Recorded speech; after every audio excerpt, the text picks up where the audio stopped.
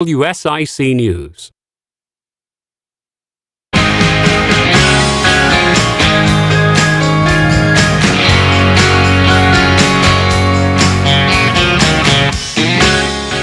Welcome in, everybody.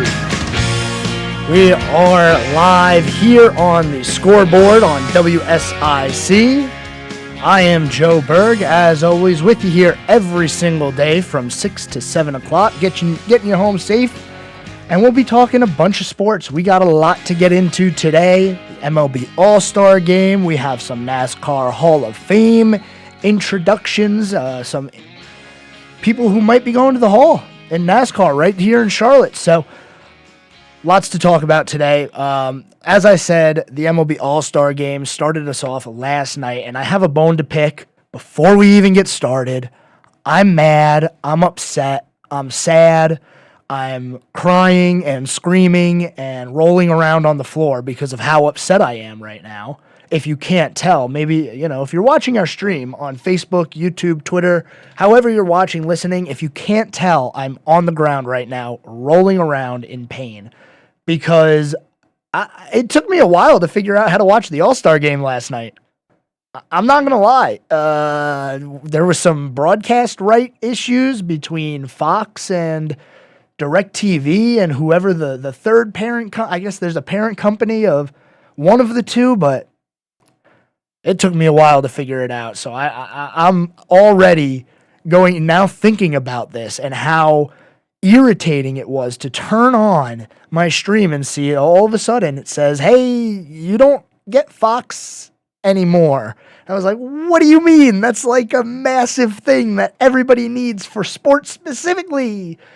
So I'm just hoping in November all that stuff is, or September, October, November, when football starts, if that's not squared away, that's going to be an issue. But if you did still have Fox, you were able to watch the All-Star Game last night, and it was a decent game. I mean, the National League topped the American League 3-2. For the first time since 2012, the National League won the All-Star Game. What? 2012? That's 11 years ago. Yeah, and I find that very surprising myself because I've always felt like the National League, maybe they just have more names than the American League does, but I've always thought when looking at the rosters that the NL would always have the advantage, especially in hitting. Some of the sluggers that they have on that team. I mean, Acuna and Soto going 1-2, followed by Freddie Freeman. It's hard to beat, and credit to the AL. It was a great game. Lasted pretty long. We had so many great plays. And if you were paying attention, if you were able to get the game right away, like right at the beginning, you were treated to some pretty good stuff early. Two outfielders, Arozarena and Adolis Garcia, were making some plays. It was quite the start to the game. And once we saw this, and I wouldn't call it a home run robbery, I would just say that it was a ball that may have gotten out, at least for Arozarena. Garcia, he just misplayed it and got lucky. But in getting lucky, he made a very good play that pretty much brought a whole bunch of excitement to the stadium for the first time ever. And it was, it was awesome. When you start an All-Star Game with excitement, it just makes everybody feel a little bit better, especially, going through what the MLB is going through with the lower rate of attendance that they had been seeing, that going up higher, plus now the All-Star Game starting off in great fashion. That is just something you'd love to see. And here, if you didn't get to watch it or hear it, courtesy of Fox, this is going to be how the All-Star Game started. Here's an opposite field fly ball deep to the track, and a leaping grab made by Garcia. Highlight play to begin the All-Star Game. I tell you what, he was battling the sun big time on this. You see him look right there and then leap at the last minute. Acuna has tremendous power to all parts of the park, and what a start. Here's Freddie Freeman, All-Star for the 7th time, both years that he's been in Los Angeles. Cole's 1-2 to Freeman. Is popped down the left field line towards the corner. Rosa ran into the wall. He makes the catch. What a way to begin the Midsummer Classic. And you said it right there. What a way to begin the Midsummer Classic. That is how the game started. And when a game starts like that, you kind of assume, oh man, we are in for a good game. Unfortunately, it didn't really turn into all that much. I mean, you get a run here and there. Final score is only 3-2, 9 hits for the National League. We had an error in the All-Star game, which I guess you don't really see that all that often. These guys are supposed to be the best of the best, but when a game starts like that, and you can hear it, you can hear it in the crowd. They were excited, and this All-Star game is in Seattle. The Mariners, obviously, last year, they had one of their best years in a while. Julio Garcia came out as a certified stud. He is now a superstar. I would say superstar in the MLB. But, man, just listen to the crowd on this when he makes this catch on Freeman. Los Angeles.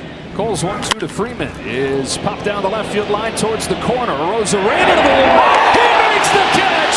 What a way to begin the Midsummer Classic. That is a roar that you do not hear all that often in baseball anymore. It was electric. I'm getting like shivers down my spine just thinking about it, just rewatching that and listening to it.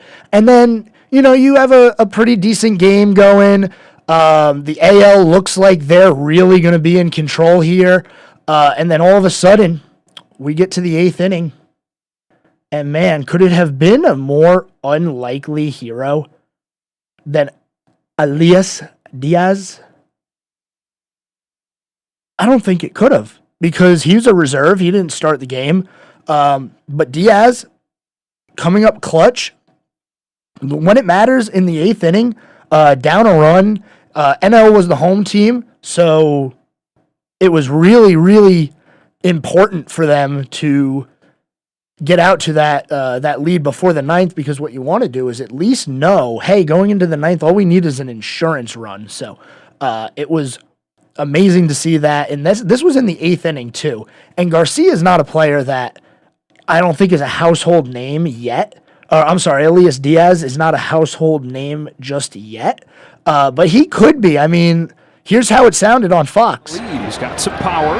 2-2 to Diaz. Is hit in the air to deep left field. Back it goes. Elias Diaz puts the National League in front. At 32 years old in his All-Star debut, a go-ahead home run. And like I said, could there be any more unlikely of a hero for the National League? 32 years old, making his debut in the All-Star game, and he comes in as a pinch hitter and hits a 2-run bomb to give the National League the lead late in the game in an All-Star game that it's fun. I mean, you're in Seattle. Like I said, Seattle, it's an American League team, but I'm sure they had some fun watching.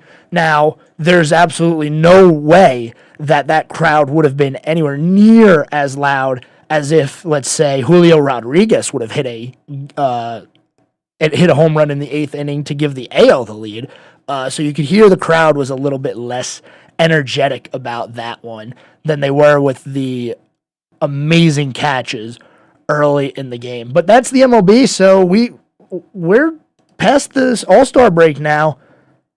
And like I've been talking about, there are some players that you really need to keep an eye on here as far as the trade market, because it's time. It's go time. It's crunch time now. Teams are going to be trying to load up. We saw the Dodgers last year. They loaded up. The Mets, are they going to try to get some more talent and turn their season around? There's still a long way to go. I mean, we have, like we talked about yesterday, every team still has over 70 games to play.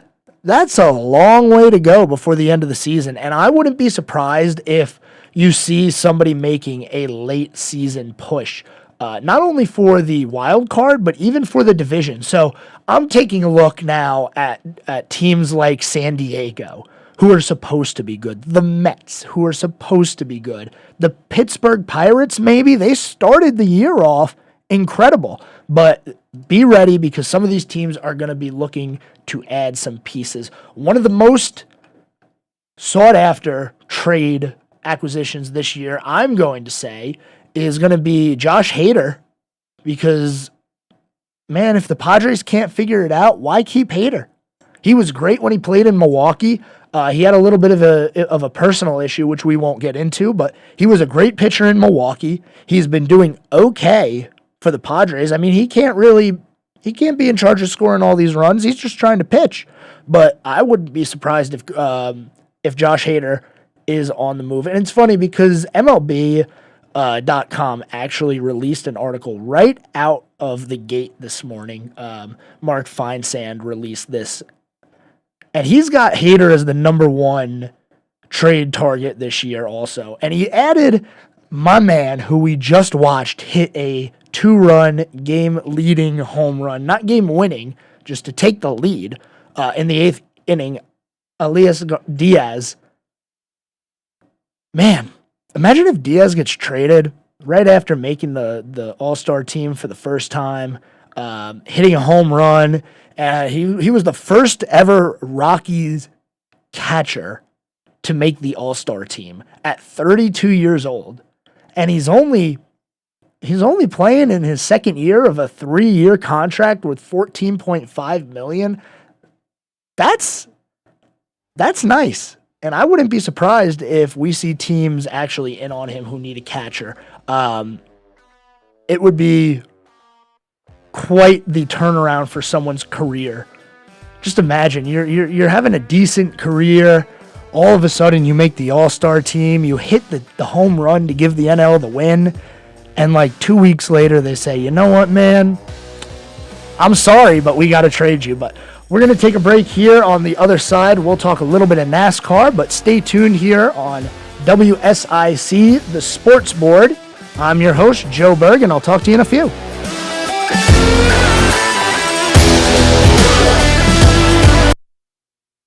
Serving you better than ever before.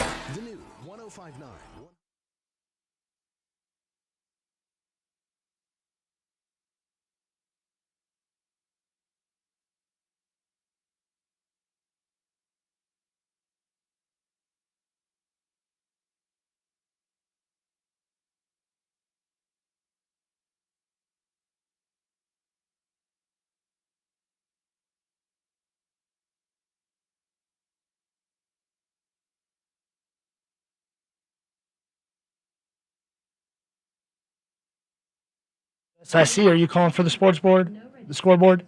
Yes. Yes. All right. I'm on break right now. I'll bring you in right when we come back. Okay.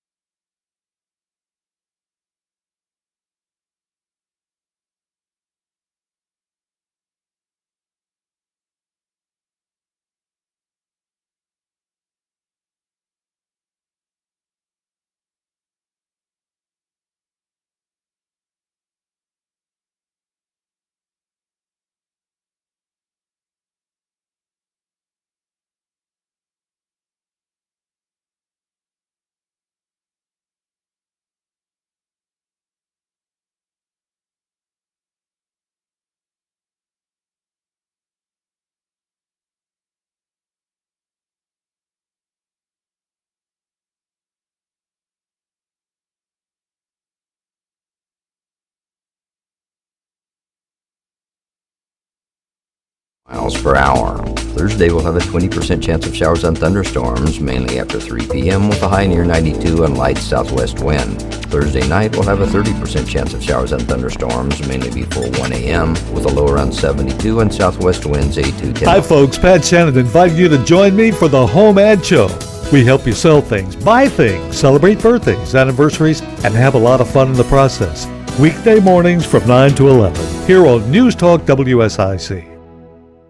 Check out WSIC's new website at WSICnews.com.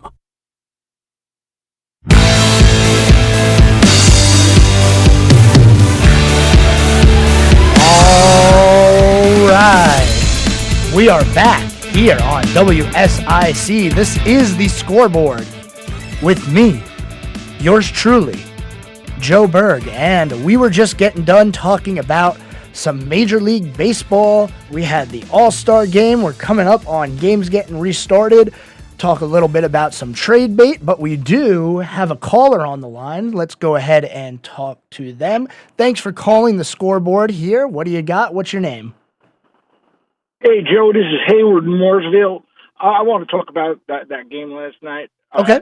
I'm a big baseball fan. I'm an American League fan. A little disappointed in the outcome, but I'll tell you what I wasn't disappointed in. I wasn't disappointed that it didn't go tied after 9 and we had to watch another home run derby. I want to know your thoughts about that. They've been changing this game so much for years now. Let it be. I'm just going to let you talk, okay? I'm driving right now, but I'll listen in. Yeah, and I appreciate the call. And it's interesting, you know, they always change the rules on these All-Star events. I mean, I talked about when Shohei Ohtani first made the All-Star game, they changed the rules to say, okay, if you are the pitcher and you want to continue to play like you're Ohtani, sure, we'll let you go back in the field. I don't have a problem with the rule changes in the All-Star game, mostly because it's the All-Star game. The one thing that I do have a problem with is if they would decide, okay, it's the 10th inning, runner on second base. Because nobody likes that. Even in the regular season, I don't think anybody likes the extra innings runner on second base rule. Now, I don't know which is better, runner on second base or home run derby, but I don't really have a problem with it. I mean, after 9, you just want the game to end, especially for an All-Star game. And I think, well, you know, you think about what the NFL does in trying to protect their players. I think the MLB is also trying to protect their players in a situation like this because, you know, the more you play, the more chance of injury you're going to have. And nobody wants to see a major injury in an All-Star game. So, I mean, I don't really have a problem with the rule changes in the All-Star game. It's for fun. Nobody really cares. Everybody's just watching to have a good time. And if you were watching on our Facebook stream or our YouTube or Twitter or LinkedIn, anywhere that we are, you saw how much fun the players were having in that first clip that I showed with the left fielder and right fielder making spectacular catches to start the game. They're looking at each other. They're pointing at each other, smiling. The batter's shaking his head. I mean, they're all just out there to have fun. So I don't really have too much of a problem with it, but I completely get where you're coming from. And like I said, I appreciate the call, but for the All-Star game, let's just get it over with. Let's move on. Go back to regular baseball. That way we don't have to worry. And we all know what the agreed upon rules are. But that's the MLB for you. Not really much else going on right now. Like I said, the All-Star game is the halfway point, and now we get ready for October baseball, which should be a lot of fun. Problem is, by the time October baseball rolls around, it's football season. So the MLB, hopefully they can carry some momentum from this All-Star event and, you know, have some viewership here late in the year in you know, August, September, October, even November now, because it seems like the World Series is always extending into November now. But we'll see what happens. That's the MLB. I want to move on from the MLB because we do have some NASCAR to talk about. And no, I'm not talking about the fact that they're going to New Hampshire. We talked about that. They're going to New Hampshire. Christopher Bell, for some reason, is the betting favorite. And William Byron is the betting favorite to win the championship. We talked about that. What I want to talk about is that NASCAR has announced the nominees for the NASCAR Hall of Fame class of 2024. So we have some names to go through here. We have 3 different ballots. We have the modern era, we have the Pioneer ballot, and we have the Landmark Award. Let's start with the Landmark Award. I'm going to give you a name you probably know, and that's Janet Guthrie. She is nominated. She was the first female to compete in a NASCAR Cup Series Super Speedway race. Here we go again with this super speedway stuff. I don't know what a super speedway is anymore. I'm assuming they mean Daytona and Talladega. But 2 weeks ago, we were at Nashville, and it's called Nashville Super Speedway, and it's a 1.5 mile track. If it's a 1.5 miles, so who knows? I'm assuming they mean Daytona, Talladega. But Janet Guthrie is on the ballot. Alvin Hawkins, the first flagman, established NASCAR racing at Bowman Gray Stadium with Bill France Sr., so a founding member. Then we got Lisa France Kennedy, NASCAR executive vice chair and one of the most influential women in the sports. You know, it's interesting when they start nominating people who aren't drivers or are behind the scenes people. You kind of just have to, take their word for it, because we're not back there behind the scenes, making sure everything's running correctly. But some of these people here who get nominated for the Landmark Awards, they are what makes the ship go down the water and not run into an iceberg like the Titanic. Tangent, but you know what? We'll come back to that. Pioneer ballot, Donnie Allison. He was a 10-time Cup Series winner and the Rookie of the Year in 1967. Sam Ard, NASCAR Xfinity season pioneer and 2-time champion. AJ Foyt won 7 NASCAR Cup Series races, including the 1972 Daytona 500s. So he will have a chance to make the NASCAR Hall of Fame. And we got Banjo Matthews. We got to get this guy in the Hall of Fame just because his name is Banjo. Banjo Matthews built cars that won more than 250 NASCAR Cup Series races and 3 championships. If that doesn't spell Hall of Famer, he built race cars that won over 250 races and 3 championships. That spells Hall of Fame. When you write it down and write down what he did, you can find the letters like H-A-L. You'll find it. It's in there. It spells Hall of Fame. And then we got Ralph Moody, 2-time NASCAR Cup Series owner champion and mechanical genius of Holman Moody. So Ralph Moody. And now we get to the names that I'm sure 99% of you will know. Now, some of you definitely know, Donnie Allison, AJ Foyt, Sam Ard. These are people who are, I'd say, pretty common names in NASCAR. Definitely Donnie Allison and AJ Foyt. Sam Ard, a little bit different because he was Xfinity, back then the Busch Series. But now we get to the modern era ballot. And man, are there some names on this list.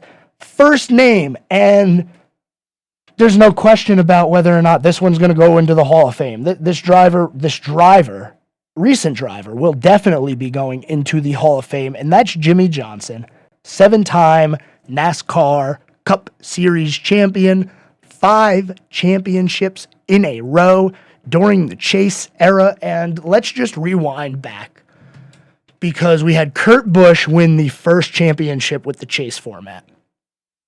After that, and if we remember, Kenseth won the last championship with the Winston Cup format, where it was just the cumulative points that you make at the end of the year. Now, he did that with 1 win, and I think this is why NASCAR made all these changes back in 2005 to begin with, is because they didn't want somebody with 1 win on the year winning the championship. So they go to the Chase, and they're trying to perfect it. And during the years of trying to perfect it, NASCAR changed the rules for the Chase format year after year after year, and it didn't matter because Jimmy Johnson was still the class of the field, and he was still out there winning championships. They changed the format 3 or 4 years in a row on him, and he still won. And I always find it funny to look at who would have won the championship had there not been a Chase, had this year's format been enacted,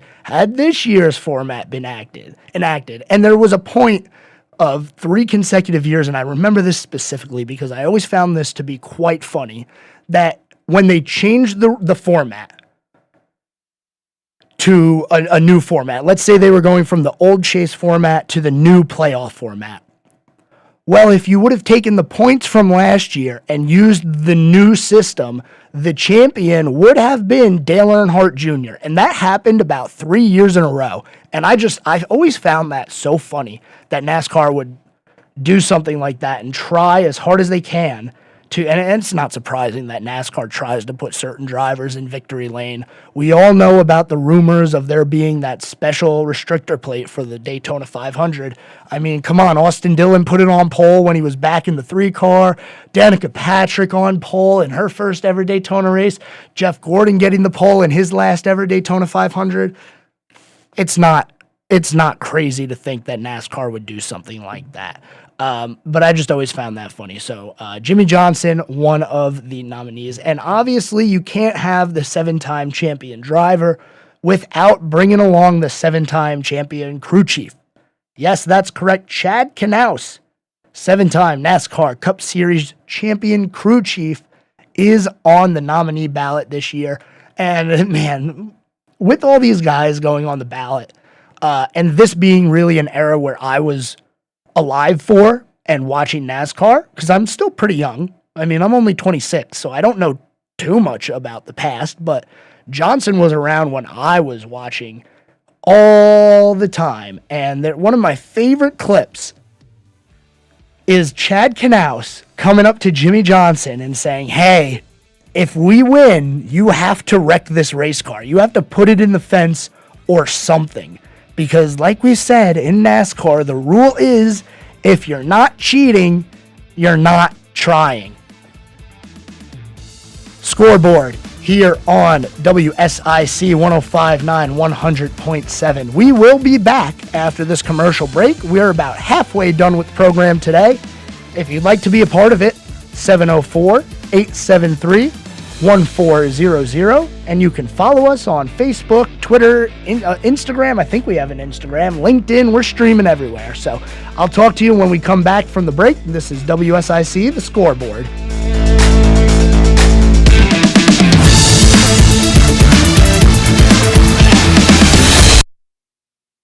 Local news and weather now on the new 105.9 100.7 WSIC. News, talk, now. I'm Mike Jackson, WSIC News. The would-be developer of Cornelius Business Park on Mays Road has asked the planning department for a 1-month delay in the vote on the controversial Greenberg-Gibbons project opposite Bailey Road Park. The Cornelius Planning Board has recommended that the town board deny a rezoning for what was previously called the Cornelius Business Park by a 3-2 margin. The continuance means the 36-acre project will not be voted on at the town board meeting on Monday. The new date is August 21st. And a Superior Court judge who refused to dismiss a case against 2 Asheville reporters convicted of trespassing said he based his decision on the First Amendment, not as protection for the journalist, but as grounds for him to uphold their conviction. In a ruling issued June 22nd obtained by Newsline, Superior Court Judge Tommy Davis wrote that he dismissed charges against the journalists because they would have received First Amendment protections that others caught up in the sweep did not enjoy. WSIC weather mostly clear overnight, the low around 70. Thursday, a slight chance of showers and thunderstorms after 3 p.m., mostly sunny with a high near 91. Friday, rain, then sunny and a high of 90. Mike Jackson, WSIC News. It's always great to have the right tools and supplies when working outside. Little Shavers Woodshop is ready to help. Little Shavers has all your wood, treated lumber, wood fencing, and all the treatment items to keep them looking great. PBG paints and stains, and add in some pine needles and Daddy Pete's mulch and soils, and your landscaping will be the best around. Head on over to Little Shavers, 3301 Salisbury Highway, right in between Statesville, Morrisville, and Moxville. Visit littleshaverswoodshop.com. That's LIL shaverswoodshop.com. Welcome to a Bible Minute with Pastor Randy Mitchell from Temple Baptist Church in Statesville. I recently watched a precious little 5-year-old girl play kickball for the very first time. On her first time up, she kicked the ball about 10 feet toward the pitcher. Everyone is screaming, "Run to first base!" A girl picks up the ball and throws it towards her. Accidentally, the ball hits her square in the face. Now the ball is soft and wasn't thrown very hard, but the shock instantly brings the little girl to tears. Not knowing what to do, she runs to her teacher, who takes her into her arms for comfort. Folks, we all experience similar things in life. We get hurt, we get scared, we get in shock when bad things happen. The book of Hebrews says, "Come boldly into the throne of grace that we may obtain mercy and find grace to help in time of need." When you're hurt or scared, run to the Lord. Thanks for listening to a Bible Minute with Pastor Randy Mitchell here on WSIC.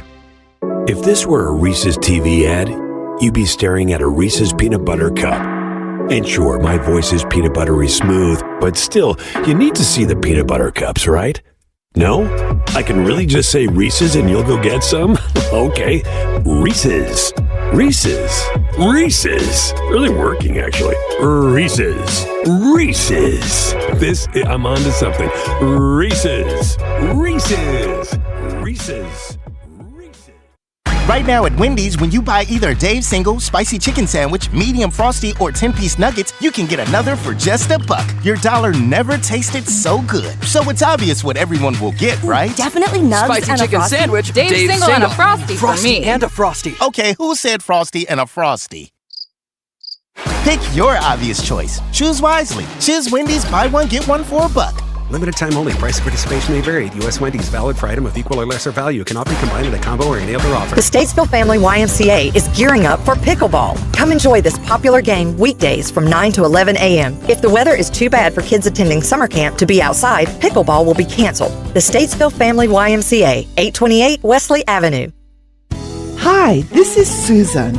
I'm excited to let you know that Lake Mountain Coffee is now available for private events. Our beautiful historic building with its 360-degree mezzanine has hosted many private parties, catered diners, and even an actual wedding. Please contact Andy at 704-252-1886 for more information. Thank you so much. North Carolina weather is like a roller coaster. Too hot, too cold, raining, snowing. Don't like it? Wait 5 minutes, it might change. When we get those super nice days, you don't want to be outside doing yard work. No, you want to be doing fun stuff like playing with your dog, hiking, or whatever else. Let Eddie Josie handle the yard work. Eddie Josie does mowing, trimming, excavation, tree removal, and more. Plus, he takes care of the cleanup. Call Eddie Josie today at 704-902-4707. 704-902-4707. Listen to Those Weekend Golf Guys, Sunday afternoon at 4.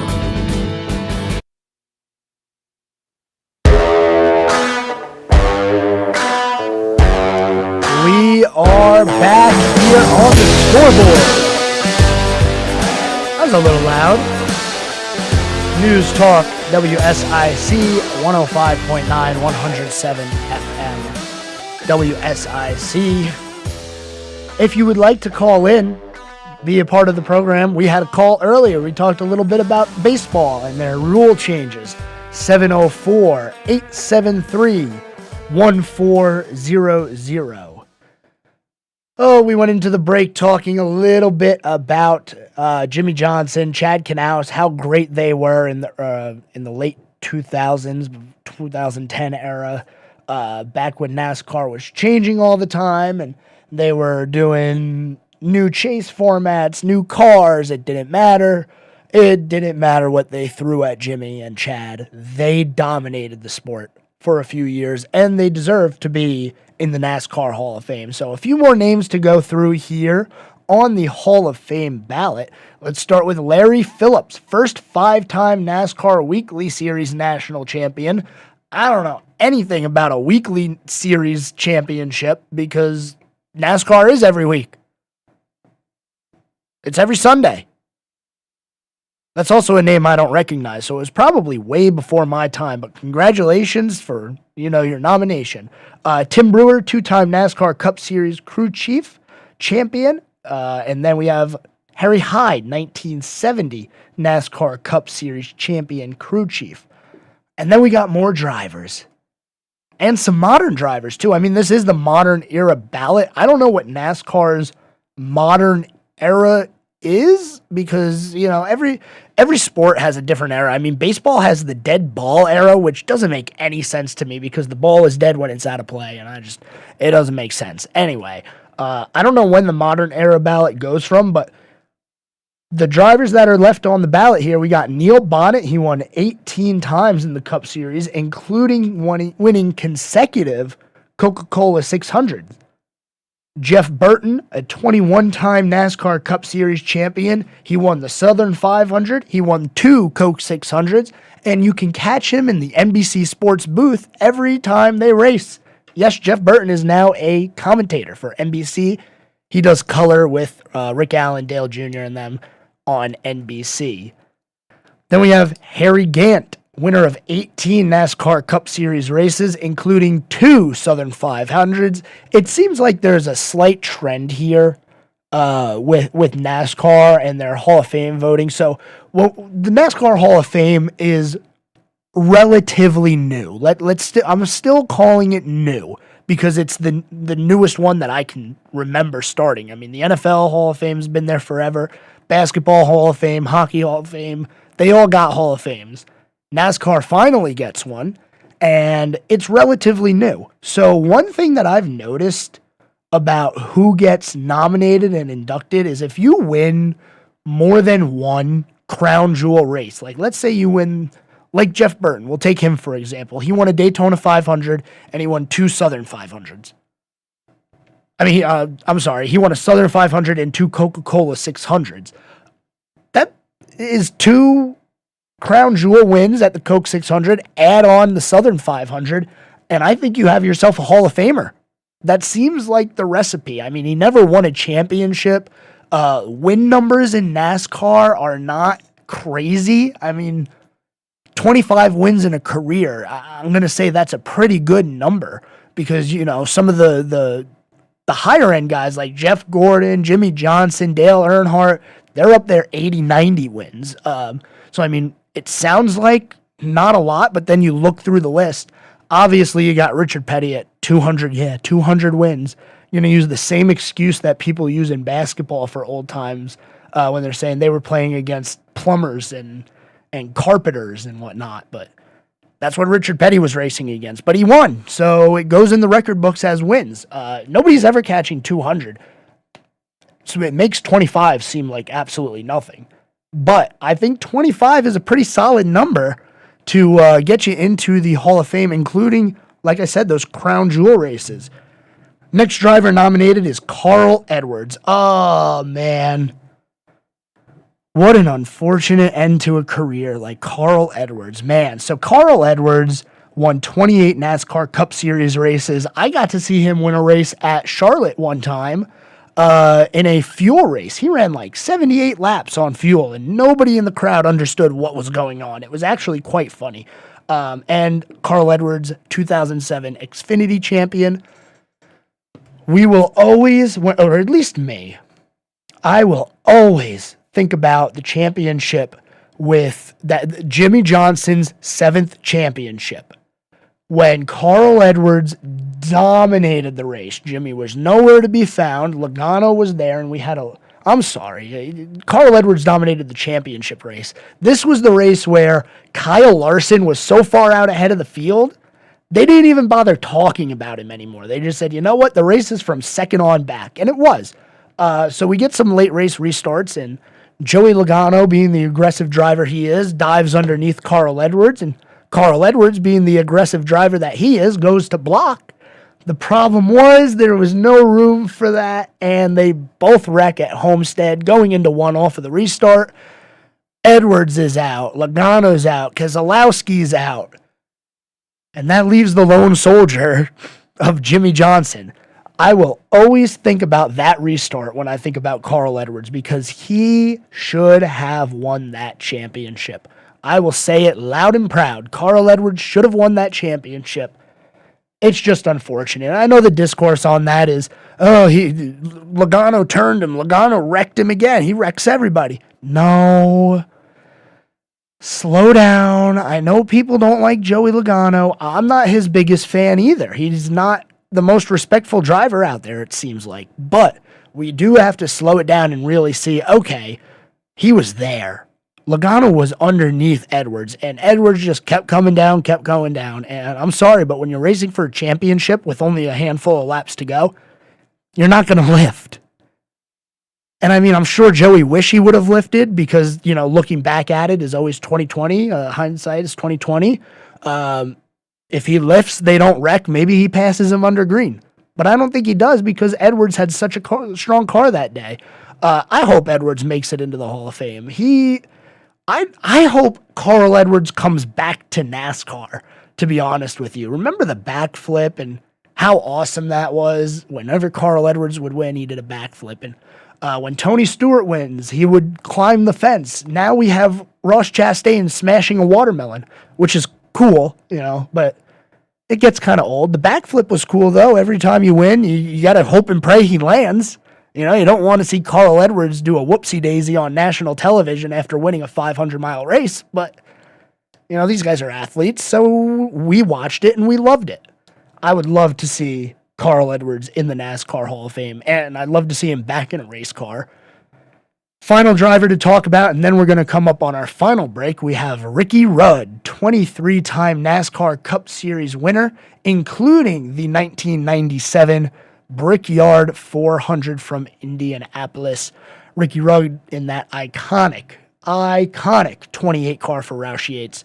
That's a guy that I would also love to see get into the Hall of Fame. I know somebody who worked on the pit crew for Ricky Rudd for a long time, so that's pretty cool. But last segment coming up here on the Scoreboard, WSIC 704-873-1400. If you have something to talk about, I am going to bring up some NFL news. We had some NFL news about the New York Giants and Saquon Barkley, which we talked about a couple of days ago. But this is the biggest franchise tag story right now. So we'll talk a little bit about that when we return here on 1059 100.7 WSIC. This is the Scoreboard with me, Joe Berg, and I will see you on the other side of the break.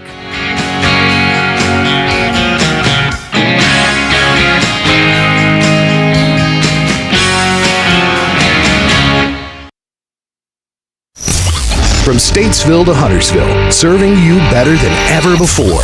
We're keeping you connected. WSIC. News, talk, now. Here is your WSIC community calendar. Christmas in July is coming to downtown Mooresville.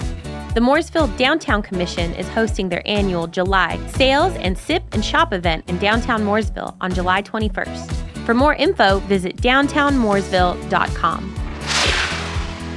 Want to meet the Iredell County Animal Service crew? Iredell County Public Library's Harmony location is hosting an Iredell County Animal Service visit July 14th from 4 to 5 in the evening. No registration is required.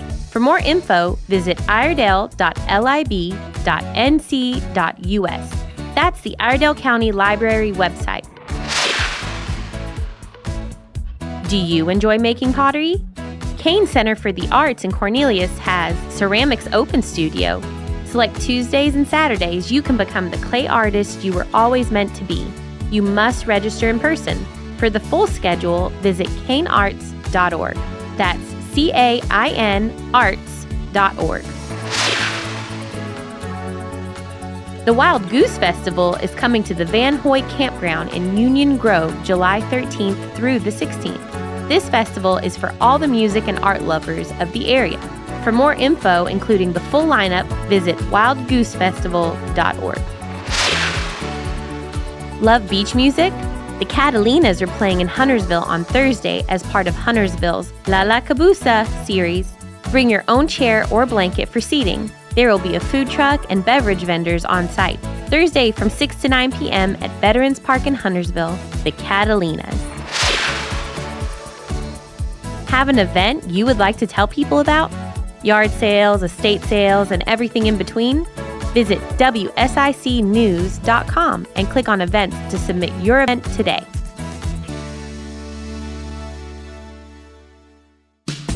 I'm Dan Sutton with your WSIC forecast. For tonight, mostly clear with a low around 70 and southwest winds 5 to 7 miles per hour. Thursday, we'll have a 20% chance of showers and thunderstorms, mainly after 3 p.m. with a high near 92 and light southwest wind. Thursday night, we'll have a 30% chance of showers and thunderstorms, mainly before 1 a.m. with a low around 72 and southwest winds 8 to 10 miles. Listen up, Carolinas. It's the summer of Jeep at the #1 Jeep dealer, Lake Norman Chrysler Dodge Jeep Ram. Over 800 new Jeeps available, and we guarantee to beat any deal in the nation. I-77 exit 28 or LakeNormanChrysler.com. News you can count on. News Talk WSIC.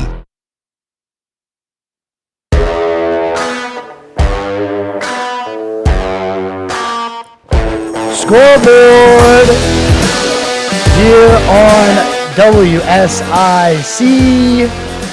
I'm your host, Joe Berg, 704-873-1400. Last little bit of the show today, and hopefully we get you home all nice and well, and then we'll be back at it tomorrow. But before that, let's talk. Let's talk not only about sports, but I want to talk about something other than sports real quick, because last night I decided to sit down and watch Titanic with my girlfriend, Julia. Shout out, Julia. And man, I have a bone to pick with that movie. I always do, because I don't like corny things, and it makes me cringe.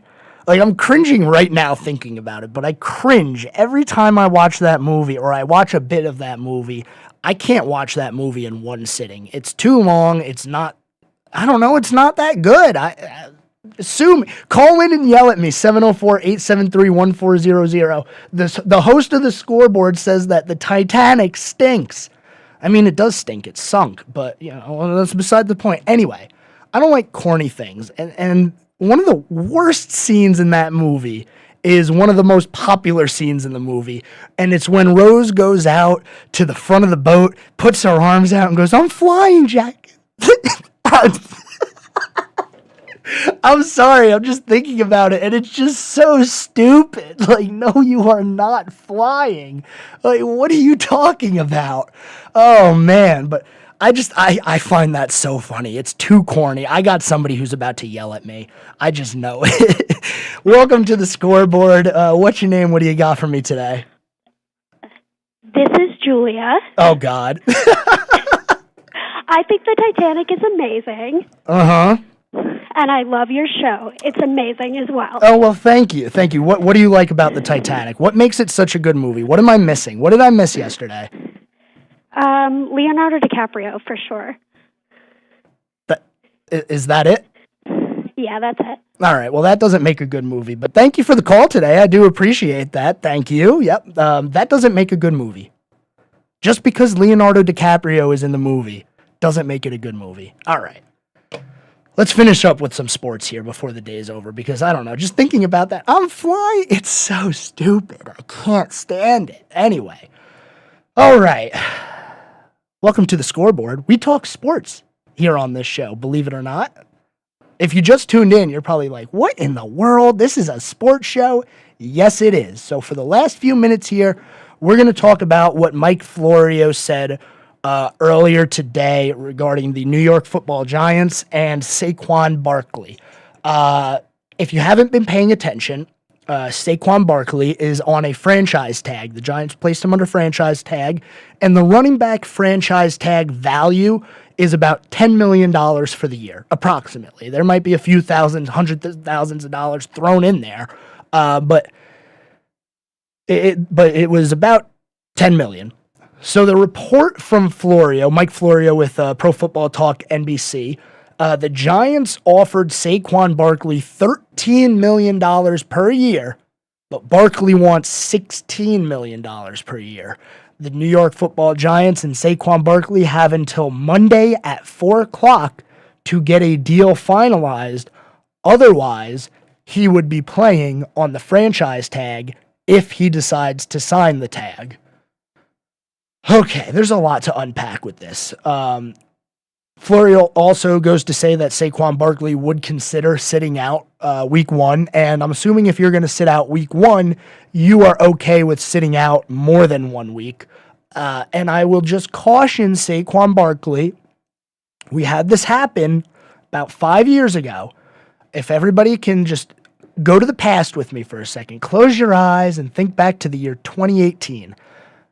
Before the world went crazy, Le'Veon Bell was a great running back for the Pittsburgh Steelers. He was coming off of back-to-back 1,200-yard rushing seasons. He had almost 1,000 yards receiving. He was a good player. He was a great player. And it was time for him to get his contract. And the running back contract market isn't the best in the NFL right now. You are very replaceable as a running back, so teams try really hard not to pay their running backs and just get a new one. So when you have a top tier one, though, one of the better ones in the league, like let's talk about Derrick Henry, you sign him and you keep him around. Well, that's what Le'Veon Bell wanted Pittsburgh to do.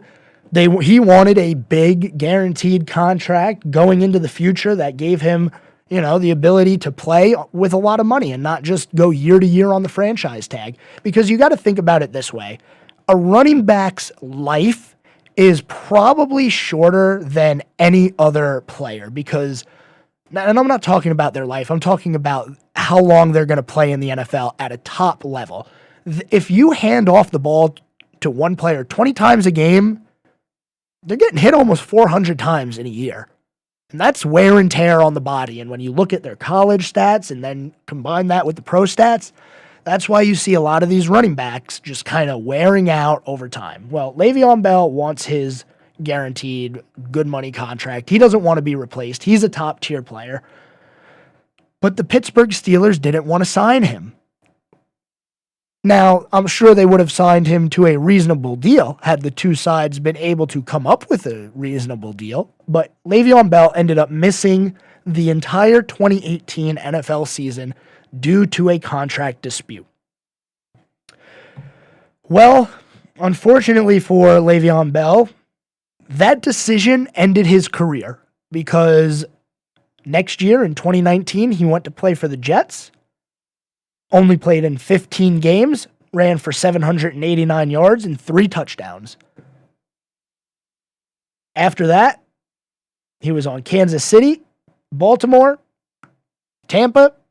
Nobody wanted him. Le'Veon Bell was out of the league by the end of the 2021 season. If I'm Saquon Barkley, I am using this as a bar to say I can't miss an entire year, because if I miss an entire year, especially as a running back, somebody else is going to come along. The Giants will find somebody. Other teams will find somebody. There's a reason that you see guys not making money at the end of their career. I'm curious what happens with Christian McCaffrey over in San Francisco, because I think it was a great decision by the Panthers to get rid of him and actually get value back for him. Rather than just letting an aging, and I mean, I say aging, but Saquon's not old, McCaffrey's not old. They're still looking for their second contract. But as a running back, in running back years, it's a lot. And when you look at what happened with Le'Veon Bell, he was a great player, but he carried the ball a lot. In 2017, before he went on his contract dispute, Le'Veon Bell carried the ball 321 times. Not to mention the 85 catches that he had to go along with that. The most catches he had in his career. That's a lot of wear and tear on the body. And what happened to Le'Veon Bell? Contract dispute, missed the year, never the same player, out of the league. I'm afraid this is going to happen to Saquon Barkley if he decides to sit out for an entire year. And the NFL doesn't want that. The NFL doesn't need that. Saquon Barkley is a superstar. He plays in New York, so kind of hard not to be a superstar in New York, but $10 million being the franchise, Giants offering $13 million, Saquon wanting $16. Is there no common ground here? It seems like the $13 million is right in the middle. Franchise tag gives you $10 million. Barkley wants $16 million. Let's go right in the middle and call it $13 million a year. Nope. Saquon wants more. And it's getting very, very close to the final day, the final hour, the final minute where the Giants and Saquon Barkley can actually come up with a contract that keeps him in New York. Now, I would caution the Giants. I would tell Saquon, go get the money. I would caution the Giants that you do not want to sign a guy to a long 4 or 5 year deal if you don't think he's going to hold up. And Barkley has had injury problems before. He has torn his ACL. He's missed games here and there. It's an investment. It's a business. And like I said, if I'm the Giants, I'm cautioning them on this signing because Saquon, as electric as a player as he is, you don't want to hurt your team. You don't want to hurt your salary cap. You don't want to put yourself in a bad position. And I just feel like if the Giants let Barkley strong arm them on this one, they could be in a bad spot for a team that had a good year last year and finally is coming out of the hole that is David Gettleman. I mean, Panthers fans, we already know all about this. Dave Gettleman is a horrible GM. Thankfully, he's not messing up any other teams anymore. I was reading a stat about the Giants when Gettleman was their GM. He left that team, and there was not a single linebacker signed on the roster. Not one. You heard that correct. There was not a single middle, inside, outside, none of them. No linebacker on the roster. Giants finally have a good year. They're starting to come out of the mud. And now they got to worry about their star running back maybe not wanting to come back. It's interesting to me. But that's all the time that I'm going to have here today on the scoreboard here on News Talk WSIC. You know, normally right around this time I would be hearing some musica to play me out. But you know, new stuff going on here at WSIC. I hope everybody has been enjoying the new schedule. The way that we've been doing it with everybody who does a local show, having a 1 hour show. We got mayors doing shows. We got health people doing shows. Representatives from North Carolina doing shows. So it's been a week, but this is the scoreboard on News Talk WSIC, and I'll see you tomorrow. The new 105.